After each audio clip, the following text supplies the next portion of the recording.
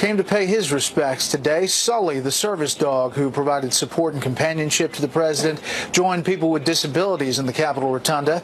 President Bush was a champion for the disabilities community, signing into law the American Disabilities Act in 1990. Sully came to the Bush family after the death of Barbara Bush earlier this year. Remember that tweet? It went viral after his passing. Well, following the president's burial Thursday, Sully will go to Walter Reed National Military Medical Center to help other veterans in need. That's it for Special Report. Fair, balanced, and unafraid. The story hosted by Martha starts right now. Martha, I'll see you bright and early. I look forward to it. Thank you, Brett. Good evening, everybody. And breaking tonight, Senator Lindsey Graham will join me, an outspoken advocate of the president at times, and on this story, an outspoken critic. He is just out of the CIA briefing on the Khashoggi killing, and he is fired up tonight. Secretary Pompeo and Mattis are following the lead of the president. There's not a smoking gun, there's a smoking saw. You have to be willfully blind not to come to the conclusion that this was orchestrated and organized by people under the command of MBS. Graham and a handful of senators were briefed by CIA Director Gina Haspel, who was not in the prior briefing for some reason. The highly anticipated meeting seems to have increased tensions over how the killing should impact U.S. policy. Somebody should be punished. Now the question is, how do you separate the Saudi crown prince and his group from the nation itself? The message to them is, look, this is something that we can get away with. The greatest country on earth and its leader has said it's okay for us to get away with this. We're going to continue doing it. So will the president act in the face of this mounting pressure from within his own party? He has yet to condemn the Saudi crown prince, and his administration says there's no smoking gun here, a stance that Graham feels could make the world a, quote, more dangerous place. There are other people in the region who will see this as a green light if we look the other way. We have relationships with many countries throughout the world. If they believe the relationship is more important than our values, then they're going to get the wrong message and the world becomes a more dangerous place. Senator Graham joins me now. Senator, thanks for being here. Good to see you tonight in Washington. So as you said there, the president and Secretary of State Pompeo have sort of carved out a space where they say, well, you know, looking at the evidence, it's not exactly clear that there was a direct link between MBS and this act. It's crystal clear, beyond any doubt. This could not have happened without the Crown Prince knowing about it. We have a ton of intelligence that the people in charge of killing Mr. Khashoggi worked directly for the Crown Prince, his #1 go-to guy, orchestrated move. And the president's right about this. It is in our interest to have a relationship with Saudi Arabia. They've been a strategic ally since World War II.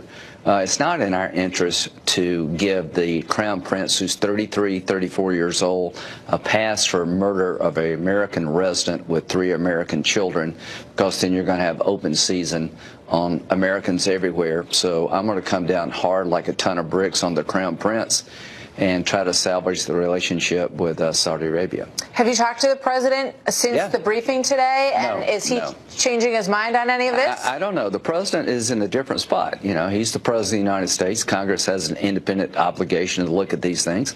You know, every now and then Congress goes its own way. We did this with Bush on the Detainee Treatment Act. You know, Obama did not want to put sanctions on Iran, and the Congress said, yeah, we should. This is a situation where Congress will probably take a different view of it.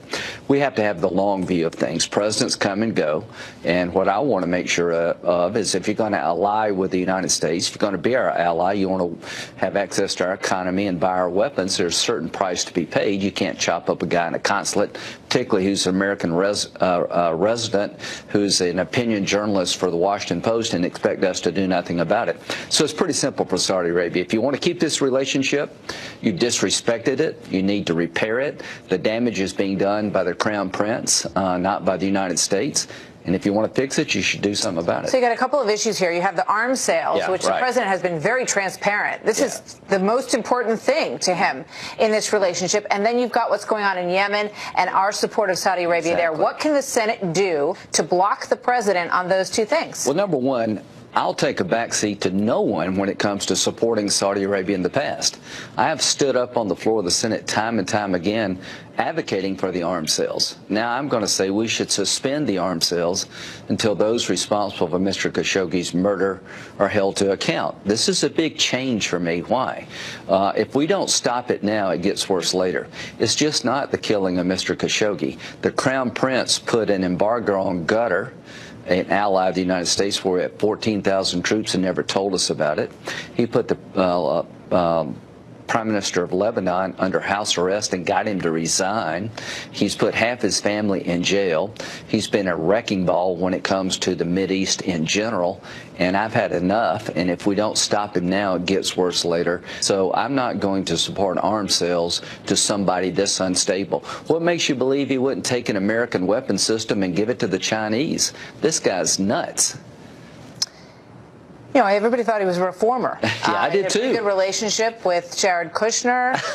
The president made his very first trip to Saudi Arabia. So why do you think you all, and you know, everybody knows that, you know, there's a lot of bad actors and bad actions in the world. I mean, you look at right after Tiananmen Square, Brent Scowcroft was, you know, cheersing champagne with the leadership in China. So we overlook a lot of bad stuff in the world because we need to sometimes. But why is this so different for you? That's a good, okay, everybody in the world's watching, by the way.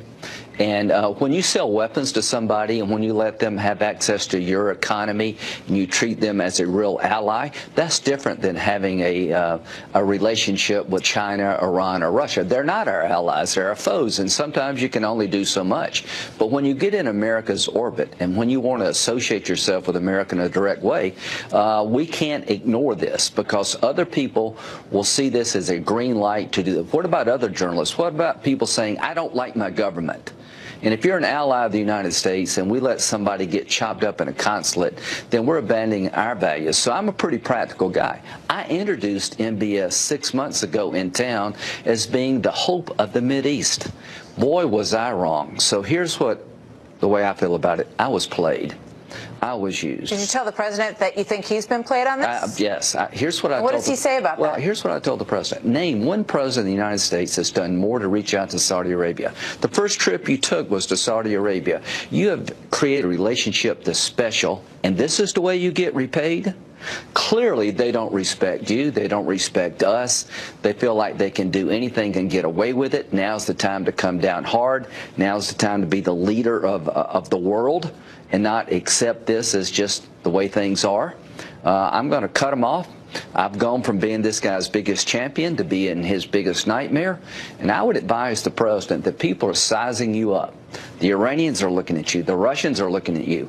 And this guy has basically disrespected us, you, and the nation and all of our values. But you don't if you let him get away with it, if you let him get away with this, Mr. President, then you're sending a signal that you're just about transactions. You're not somebody special. And the President of the United States needs to be somebody special. Is there any indication that that this point that you're trying to make is getting through to the president in any way? I like the president. He's done a great job with ISIS. He stood up to Iran. I like the fact that he opened the door to Saudi Arabia so we'd have a bulwark against Iran. But what I would caution the president is that Obama was weak in the eyes of our friends and our enemies. And in the Mideast, if you give this guy a pass after he disrespected you, you'll look weak, and you don't want to look weak. Right now, you've got to be strong. Everybody's watching. So before you know it, we're going to be deep into 2020. Yes. And Joe Biden, the former vice president, was talking about how strongly positioned he believes he is for the next election. And here's what he had to say. I think I'm the most qualified person in the country to be president. The issues that we face as a country today are the issues that I've worked on my whole life. The plight of the middle class and foreign policy. You've known him a very long time. You've been in Washington a long time. Right. Is he the most formidable of the potential Democrat candidates? I think he would be a tough opponent, but I think President Trump will win because if you like what Biden has to offer, Clinton wouldn't have gotten beat because she was an extension of that kind of way of doing business. If you like looking weak throughout the world as Obama and Biden looked, if you like a stagnant economy, where it's a command and control economy and the wages are not growing, then go back that way. I'm not underestimating Joe Biden. I personally like him, but he's been wrong about every major foreign policy event. He was the biggest champion of the Iranian agreement, where we gave $150 billion to the Ayatollah. So I like Trump's chances, but don't take anything for granted. But I will say with this, without any doubt, the candidates on the Democratic side range from sort of crazy to just let me tell you how much I hate Trump. He's the one guy with actually some experience. So compared to Elizabeth Warren, he's the most qualified. But if you're looking for a president who is going to take the country in a new direction, he is absolutely your worst choice, because he'll take us backward. All right, quick reminder before I let you go of the last round of elections and the animosity that grew between now President Trump and the Bush family. Yeah. That seems to be on pause as we all remember the 41st president of the United States. And I just want to show you an interesting moment that happened just a short time ago and get your reaction to this.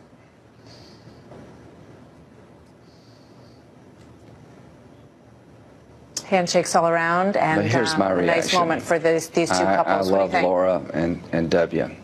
He's a good man. I'm trying to help President Trump. I really like him. From my point of view, this is a touching moment. The Republican Party needs to come together, and Kavanaugh brought us together.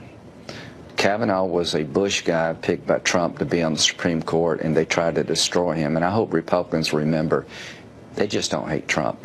They hate us all. They hate conservatism on the far left. And to see these two families to shake hands and make amends is not only makes me feel good as an American, but particularly as a Republican. If we can come together and understand we have far more in common than we have in differences, President Trump is going to win big in 2020. Senator Graham, thank you. Always a pleasure to have you with us. Thanks for being here tonight.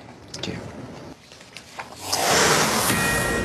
Breaking tonight, any minute, we expect that we will get the release of the documents from the special counsel Robert Mueller that could determine the fate of former Trump National Security Advisor Michael Flynn. Ken Starr, former independent counsel in the Clinton impeachment case, here on that breaking news tonight, next. I'm Ken. Sentence that is recommended tonight when it comes in by Robert Mueller will certainly begin to shed some light on Mueller's case. Joining me now, Judge Ken Starr, former independent counsel under President Clinton and author of the book Contempt, a memoir of the Clinton investigation. Thank you very much, Judge Starr, for being here tonight. What do you expect will be revealed when we get a look at this sentencing document? Right, Martha, thank you for having me on. We're going to slowly get the story of the Russian connection. The general pled guilty to lying to the FBI. That is a very unfortunate and tragic thing for the general. There have been issues, and you have focused on those issues, as was he coerced? We will see. That's all the more reason that I think we're all eagerly anticipating this particular sentencing memorandum. This memorandum will tell the story of General Flynn's relationship with the Russian ambassador and perhaps others. It's part of the narrative. And one of the things I should quickly say, Martha, is everyone is looking ahead to the Bob Mueller report. These are portions of the report that are coming in incrementally as we get these sentencing memoranda. Right. You know, I mean, you always try to get to the heart of the issue here. I think when you follow, Watergate or Whitewater or the Clinton case, it gets lost. These investigations go on and on and on. This has been going on for a year and a half. And as you well know, they can go on for a long time. But at the heart of this is whether or not Michael Flynn or Michael Cohen or Paul Manafort, did they discuss anything with the Russians? Did they, arrange for hackers to leak these emails? Was the president aware of any of that? And so far, we don't have any we're not privy to any actual evidence or connection that draws those things together.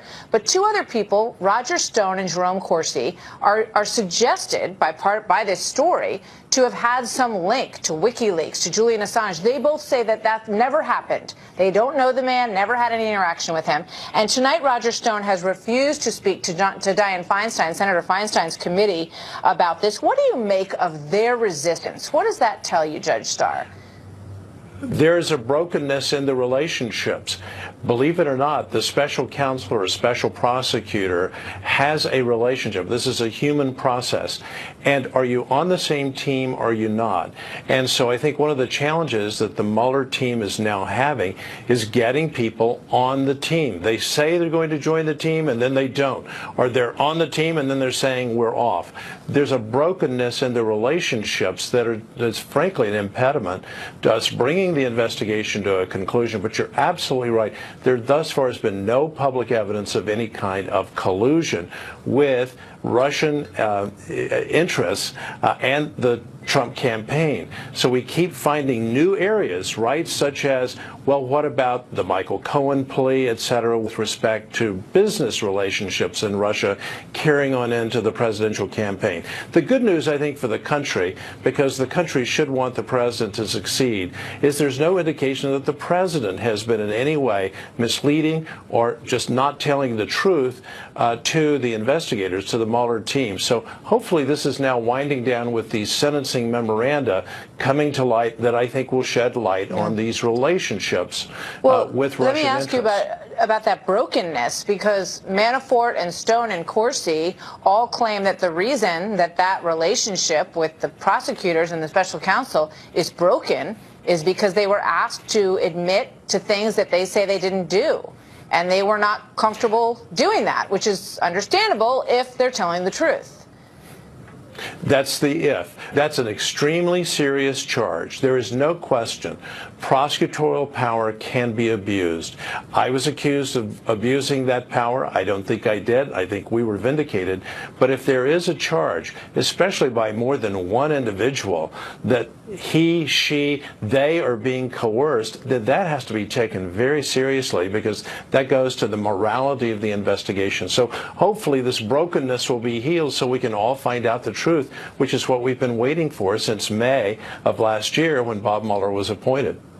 Before I let you go, and I want to ask you about President Bush also, but very quickly, you know, people say that this looks like the ends are starting to tie up, and then there are loose ends that look like they could go on for a long time. Right. You've been in this position. What's your take? Given all the indications, I think that it is coming to an end. But the unexpected does happen, which could in fact be a fly in the ointment. So let's stay tuned, follow it day by day. Let's don't try to get ahead of the story. And then see, especially, again, I want to emphasize, the filings and the sentencing memoranda, and also then in the indictments that the Mueller team has already filed against the Russian nationals and the Russian organizations, is telling us a lot. And thus far what it's telling us is the Russians were really bad actors, no engagement by the Trump campaign, as far as we know, with these very bad people from Russia. All right. Before I let you go, obviously we are all pausing over these few days to mourn the passing of President Bush 41, and you knew him for a very long time. Your thoughts on him before I let you go tonight? Well, thank you for sharing that. Obviously, the outpouring of love and affection and admiration for President Bush 41 is very appropriate. It's fitting. It's proper to live his great life. And yes, at a very personal level, I came to know him when he was a member of Congress from my native state of Texas, and I was working my way through undergrad school, and he was always unfailingly kind and gracious, just the kind of person who we've seen. He appointed me as Solicitor General of the United States. That was his one big mistake, but other than that, he had just a great, great career. And so we miss him. I loved both Barbara and the president. Special people and great Americans, and it's fitting that we remember them. We thank you for sharing your story with us, Judge Starr. Yes. Always good to have you with us. So come back. We're going to get a lot of news here, so stick around. Thank you, sir. Yes. Thank you. So coming up next, new information tonight on the disappearance of the controversial Chinese scientist who claimed that he created gene-edited babies. Where is he?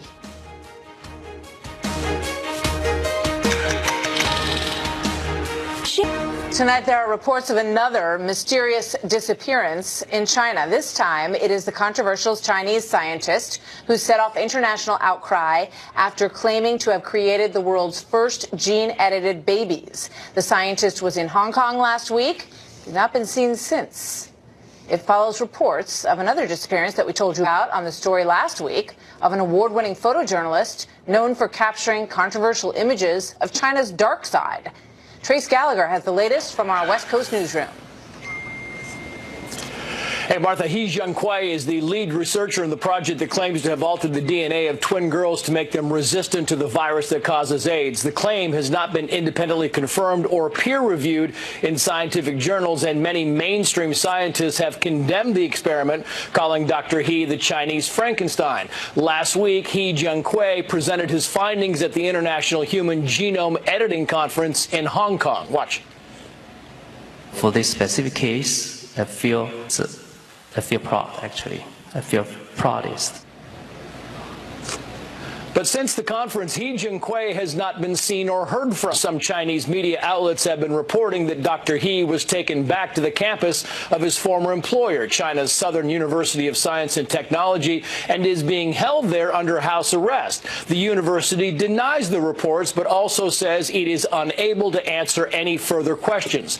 We should note the gene editing experiment was conducted outside the university, and Dr. He, who was also a former postdoctoral fellow at Stanford University, is now under investigation by China's National Health Commission, though there is no indication the commission has detained or questioned the scientist. Dr. He's disappearance comes exactly 1 month after famed photojournalist Lu Guang went missing in a remote province of Xinjiang, an area of China known for a series of internment camps used to, quote, re-educate Muslim Uyghurs and other ethnic groups. Some call them indoctrination camps. Lu Guang has used his camera to shed light on China's darker side, and human rights groups worry he's been detained in an effort to suppress his work. The U.S. Embassy in Beijing has called on the Chinese government to allow journalists to do their jobs without interference, and the Foreign Correspondents Club of Hong Kong is asking the Chinese government to at least confirm that Lu is safe. Martha. Trace, thank you very much. Joining me now, Mark Thiessen, an American Enterprise Institute scholar and Fox News contributor. Mark, good evening to you. I know this is, an issue, this whole concept of editing genes and then creating babies from them. Your reaction to this, and also I know that you point out that part of this process has been done in the United States. It has been. So, I mean, what the scientific community is up in arms about is not that he took, that he created children in a petri dish and changed their genetic structure, because that's been done in the United States. In 2017, it was done in a university in Oregon.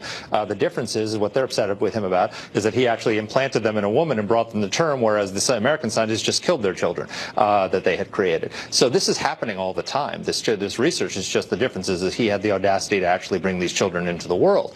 And it's very important to distinguish between what genetic engineering and gene therapy. So gene therapy is a very promising kind of medicine where if you have a genetic disease or if you have cancer or some other things, they can actually go in and repair your DNA in order to fight that disease. And when they do that, the genetic changes stay inside of you. What we're talking about with genetic engineering is they go and they create a child in a petri dish and change its genetic code in a way it's intended to stop disease, but in a way that those genetic changes are passed on through generations. Every cell in that child's body is changed. And so what we're doing literally is we're opening a Pandora's box. We're playing with the genetic code of humanity, and we really ought to be very careful if we're going to be playing God that way.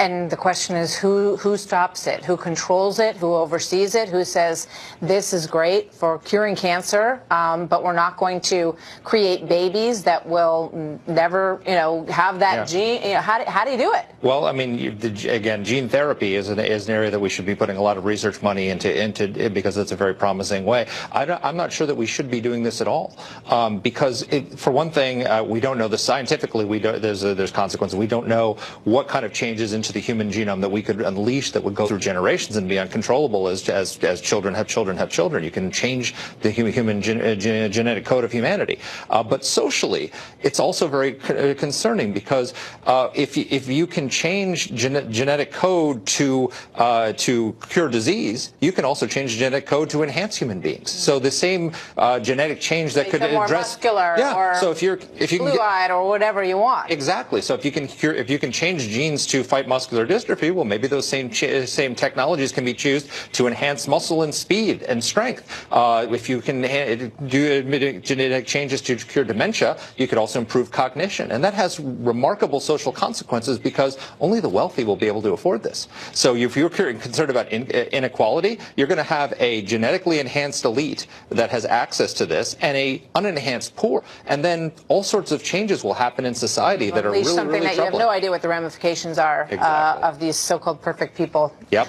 Which would likely not be. Mark, thank you very much. Thank you, Good Martha. to see you as always. So a live look this evening at the U.S. Capitol Rotunda, where President George H.W. Bush lies in state this evening, not too far from here. My next guest calls the late president the greatest boss he's ever known. Bill Bennett, here with some untold stories tonight. He's the guy on the right about Bush 41 in the White House. Coming up next. Now, the Congress has authorized creation of a White House Office of National Drug Control Policy at cabinet level. And I'm especially pleased to announce my intention to nominate my friend Bill Bennett, former Secretary William Bennett, to head that office as its director.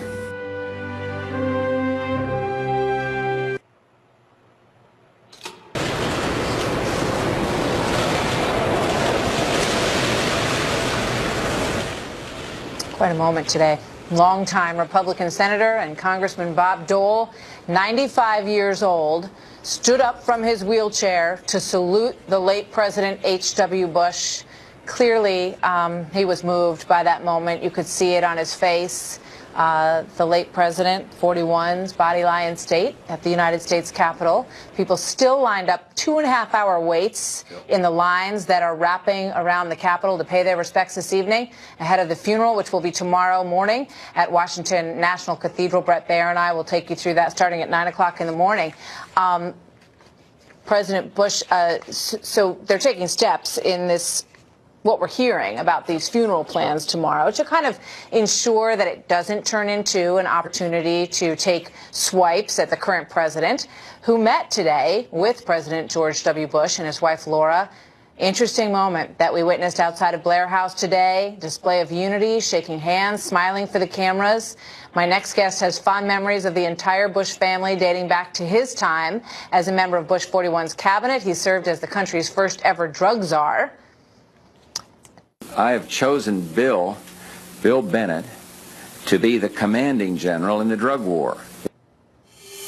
Here now, Bill Bennett, also a Fox News contributor. Bill, good to see you tonight. Thank you. At that press conference, first question was, Mr. Bennett, are you still smoking? And the president interrupted my answer and said, Bill, do you smoke? I said, not anymore, that's for sure.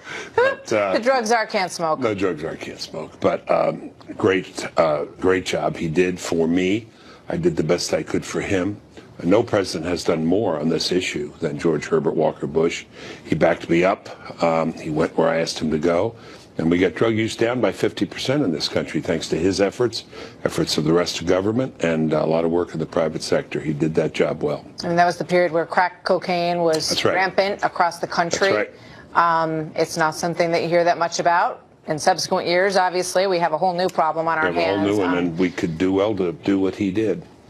Talk to me a little bit about what you say is that we watched President Trump and the First Lady greeting the Bushes outside of Blair House, as we just showed. And you say that there's a Trump side of Bush 41. Yeah, I know. Well, what do they say? De mortuis nil nisi bonum. You know, your mother, a Notre Dame graduate, you know, or student, you know, in Latin.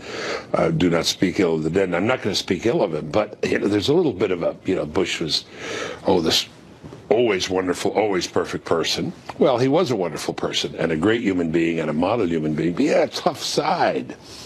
He just tended to outsource his, if you will, Trump side. Lee Atwater ran about as tough a campaign as you can. Roger Ailes and Lee Atwater. In the cabinet, I got 2 calls a week from John Sununu yelling at me. Larry Eagleburger was a tough son of a gun. Dick Darman, the butcher of the OMB. So, there was a tough edge. There has to be. To govern and to govern well, there has to be. But he always remained who he was. He had the gift of always being himself, a gracious and decent man. And I spent a lot of time with him.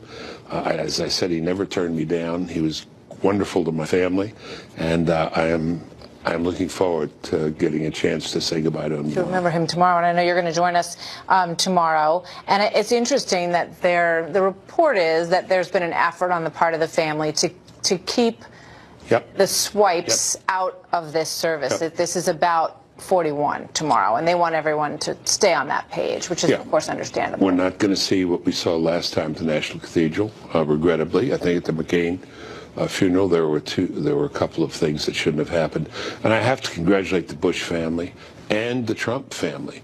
They have handled this beautifully. I mean, the Trumps have bent over backwards, I think, to be gracious to the Bushes, and the Bushes have returned it. But that's the way they are. That's the way the Bushes were raised. You expected that. But this is a good moment for Donald Trump to have said what he has said, to have gone over to Blair House. And I think tomorrow will be without any incident like that. It's just time, there's a time to take glory and give respect to a man who very much deserves it. So I think it'll be a great day. Lindsey Graham was here a little while ago tonight, and he looked at that video of the two couples outside, and he said, I hope that continues. He said, I'd like to see the party come together, and the time for kind of swiping at each other is over. Can that happen? Yeah, but, it depends. Times change. I mean, I worked for Ronald Reagan, and that was a great experience. I worked for George Bush. That was a great experience. And I don't work for Donald Trump, but I like him and I admire him. But, I said years ago, sometimes you need Mother Teresa, sometimes you need Dirty Harry. I mean, it depends on the issue and depends on the time. So wait, which one is President Trump? Well, he's never been called kinder and gentler. He could use a little more kinder and gentler, which he's being this week, and which he is usually when he goes abroad. And I think it suits him well, and it's very good for him politically. And I believe it's genuine. But George Bush had his tough side. What really bothers me is some of the journalists, the people who trash George Herbert Walker Bush every day. Oh, and now they're he's the greatest guy ever, right? I know, don't you love that? The man from Olympus, yeah. So I just want to pull up this running jogging picture again. Handsome Bill Bennett there on the right. Yeah. Give me a quick thought on this picture before we go. Well, we jogged. He'd like to jog with me. He said, fill me in on the drug war while we jog. I said, you got your choice. I can fill you in on the drug war or we can jog. I probably can't do both if we're going at your pace. He said, I'll slow down. So this man, 21 years my senior, would slow down for me and I'd fill him in. And we had a lot of good conversations real quick in Portland, Oregon, dedicating a police memorial. We couldn't jog because somebody was burning a flag outside and there were a lot of protesters. The president looked out the window and said, that gets me. If those people knew what people had done to keep that flag safe and held high, he said, that just really gets me. I'll never forget that moment with the president. Genuine, heartfelt. This was no wimp. This was a man. He wrote you these nice notes on the bottom of that one, and that one said, Bill, keep running. You're doing great. Yeah, it was a little bit of it. Yeah, a little bit of it. Thanks, Bill. Thank you, Maura. We'll see you tomorrow. Look forward to it. So coming up next, a Senate Democrat who is now on her way out of office admits the serious mistakes that her party made, she says, in the handling of allegations against then Supreme Court nominee Brett Kavanaugh. No matter how I vote, I get myself in trouble with a wide swath of voters. So it kind of frees me up to do the right thing. This program is allowed to come and immediately defend my name and say, I didn't do this, and give you all this evidence. Supreme Court Justice Brett Kavanaugh defending his name in front of Congress. Who can forget those moments? The dramatic he said, she said that played out for the entire nation to see. And now one outgoing Democratic senator, Claire McCaskill of Missouri, admits that her party could have done better to prevent that spectacle. She told NPR this: there were mistakes made by my party in terms of how that was handled. I don't think that communication to the Judiciary Committee should have been kept private as long as it was. Joining me now is Ash Scow, senior editor of the Daily Wire, who writes about this issue a lot, wrote this story about McCaskill. Ash, good to have you here. You say this is a big deal because this is policy that McCaskill has supported for a long time that came back to bite her. What do you mean? Right, absolutely. So McCaskill and Senator Gillibrand of New York have been pushing policies on college campuses and in the military for years that basically say you have to believe all women, due process is the enemy to justice. And we saw it play out with Kavanaugh. We saw immediately an allegation Christine Blasey Ford was immediately called a victim. We couldn't question her story, even though nobody could corroborate it. There was no evidence to back it up. It was from 36 years ago. And yet Kavanaugh had his name dragged through the mud. And McCaskill's now blaming Democrats for that when it was her policies that led them to do that. That's absurd. So that policy, which you mentioned, it was an Obama Civil Rights Office policy, which basically instituted all of these sort of little courts that were by professors across campuses. Is that changing? Did that experience change anything in this country, do you think? I think it did, and I think it's going to be bad for Democrats because there were people who weren't really aware what was going on campus or in the military who saw this play out in the court of public opinion, and they just kind of stood up and like, wait, what is going on? Like, where was the due process? Where was the presumption of innocence? And I think it might hurt Democrats in the future, because I think people are going to see this and think, wait, do I want to vote for a Democrat who's openly advocating to take away my Fifth and Sixth Amendment rights? I mean, we see it on campus with free speech as well, and the Second Amendment, but now Fifth and Sixth?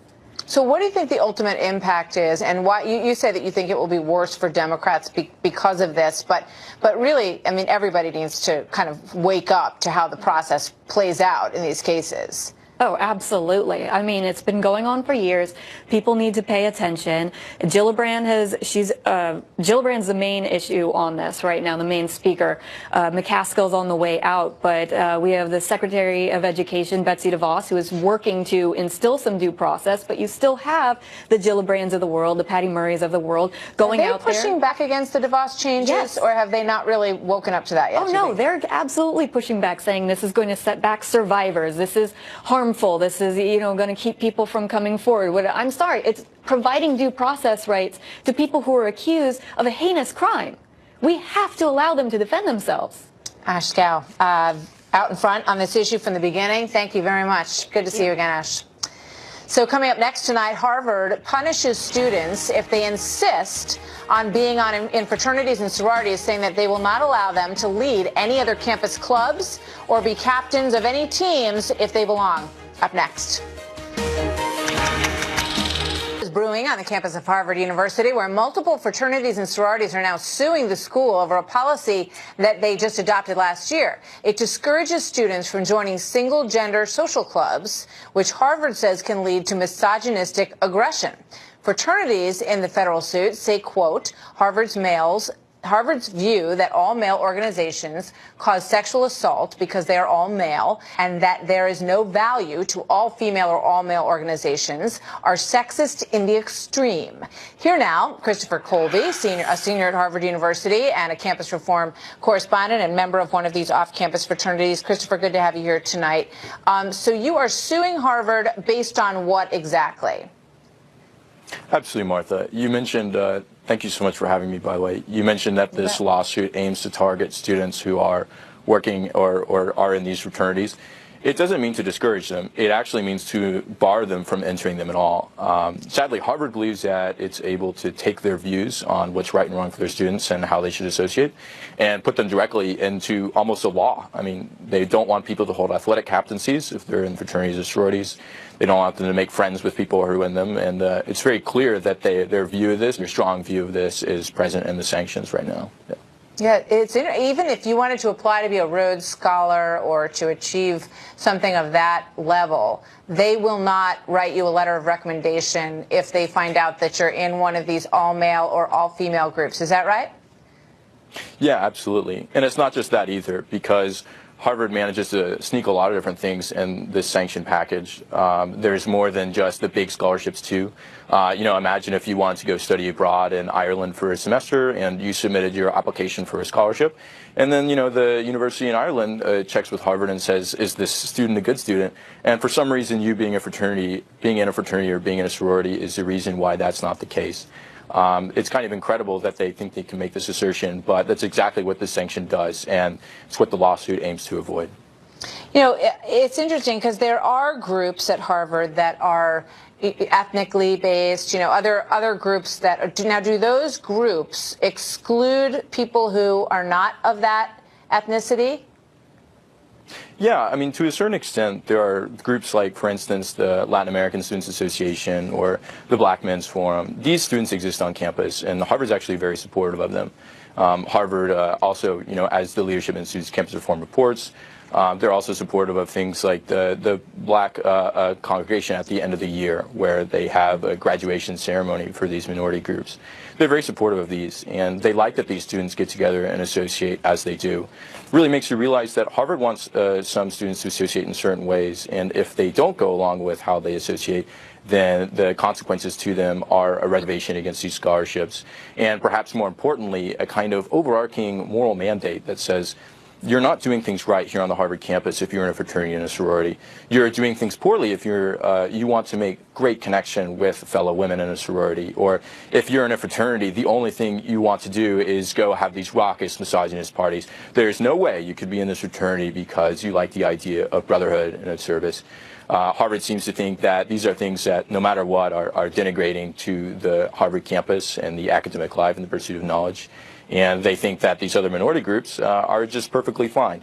It's a fine line, and students, if they don't go against this sanction, and if this lawsuit isn't successful, becomes the sort of deciding factor in pretty much every part of student life or wherever Harvard sees fit. It's a very interesting battle. Christopher Colby, thank you very much for coming on tonight. Good to have you with us. Absolutely. And that is our story for this evening. I will see you again at 9 a.m. tomorrow morning alongside Brett Baer for our live coverage of the funeral services for President George H.W. Bush. Tucker's up.